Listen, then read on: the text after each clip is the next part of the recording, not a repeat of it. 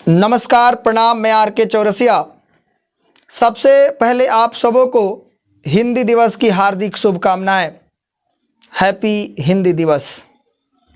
हिंदी से बना हिंदुस्तान, हिंदी से बना हिंदुस्तान, तभी तो भारत है महान। हिंदी भाषा के उन्नति और विस्तार के लिए अपना सब कुछ कुर्बान। आज मैं हिंदी भाषा और हिंदी दिवस के बारे में कुछ महत्वपूर्ण तथ्य पर चर्चा करने वाला हूं, तो आप इस वीडियो को अंत तक देखिए। हिंदी भाषा का इतिहास लगभग 1000 वर्ष पुराना है। हिंदी भाषा का इतिहास लगभग 1000 वर्ष पुराना है। हिंदी भाषा की जो लिपि है वो देवनागरी है। हिंदी भाषा का लिपि देवनागरी है। लिपि का मतलब क्या होता है? किसी भी भाषा को लिखने यानी लिखावट और लिखने के ढंग को लिपि कहते हैं। तो किसी भी भाषा के लिखावट और लिखने के जो ढंग होता है उसको लिपि कहते हैं। दुनिया में लगभग 80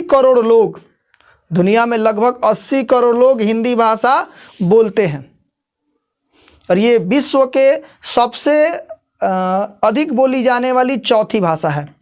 यानी अंग्रेजी, स्पेनिश और मंदारिन। मंदारिन क्या है? तो चाइनीज भाषाओं के समूह को मंदारिन कहा जाता है। तो अंग्रेजी, स्पेनिश और मंदारिन के बाद कोई भाषा अगर सबसे अधिक बोली जाती है पूरे विश्व में तो वो हिंदी है।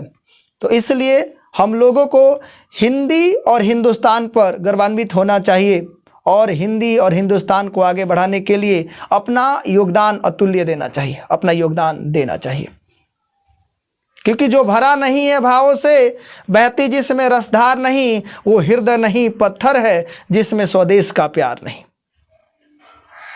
लेकिन आधुनिक समय में हमारे युवा लोगों पर, हमारे लोगों को पश्चिमी सभ्यता जो है अपनी ओर आकर्षित कर रही है और हमारी जो युवा है पश्चिमी सभ्यता को अपना रहे हैं और हिंदी भाषा जो है वो विलुप्त होती जा रही है, समाप्त होती जा रही है। इसलिए मैं भारतवासियों से हाथ जोड़ करके निवेदन करना चाहता हूं कि हिंदी भाषा के विस्तार और इसको बोलने में आप संकोच मत करिए। कहीं आप आउट ऑफ स्टेट जाते हैं या फिर आउट ऑफ कंट्री जाते हैं तो वहां पर हिंदी बोलने का प्रयास करिए ताकि हम लोगों की पहचान हिंदुस्तान से हो सके और लोग समझे कि हम हिंदुस्तानी हैं।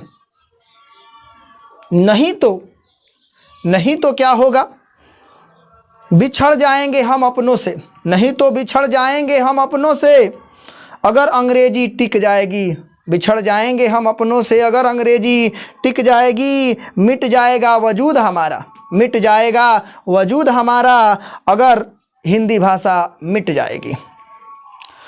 डॉक्टर राजेंद्र प्रसाद ने कहा है कि डॉक्टर राजेंद्र प्रसाद ने क्या कहा है हिंदी भाषा के संबंध में और हमारे हिंदी और साहित्य के बारे में उन्होंने क्या कहा है? जिस देश को अपनी भाषा और साहित्य, जिस देश को अपनी भाषा और साहित्य के गौरव का अनुभव नहीं है वह उन्नत नहीं हो सकता है। तो जिस देश को अपनी भाषा और साहित्य की गौरव का अनुभव नहीं है वह उन्नत नहीं हो सकता है। इसलिए मैं फिर से आप सबों से निवेदन करना चाहता हूं कि आप सब हिंदी बोलिए।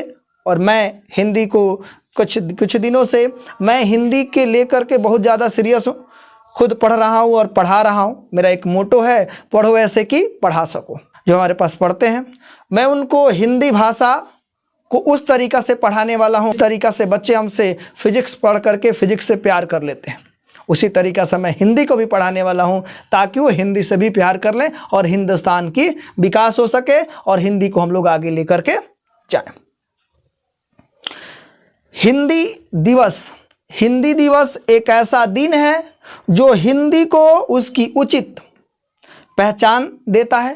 हिंदी दिवस एक ऐसा दिन है जो हिंदी को उसकी उचित पहचान देता है और उसे विलुप्त होने से बचाता है, और उसे विलुप्त होने के लिए बचाता है या बचाने के लिए हम लोग मनाते हैं। सबसे पहले गांधी जी ने हिंदी साहित्य सम्मेलन में हिंदी भाषा को राष्ट्रीय भाषा के रूप में अपनाने के लिए बात उठाई थी।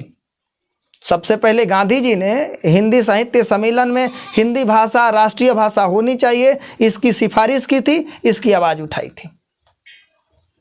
14 सितंबर 1949 को 14 सितंबर 1949 को हिंदी भाषा को राष्ट्रीय भाषा की दर्जा दी गई, राष्ट्रभाषा के रूप में अपना लिया गया।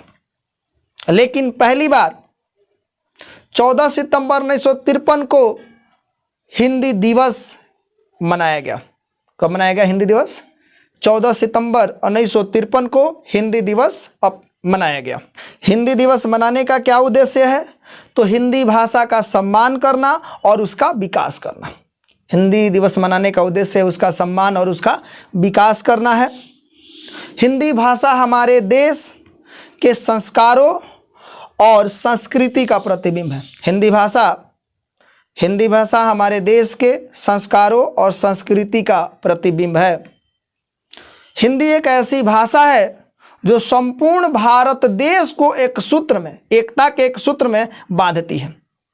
हिंदी एक ऐसी भाषा है जो संपूर्ण भारत देश को एकता के एक सूत्र में बांधती है। हिंदी दिवस के दिन हिंदी भाषा के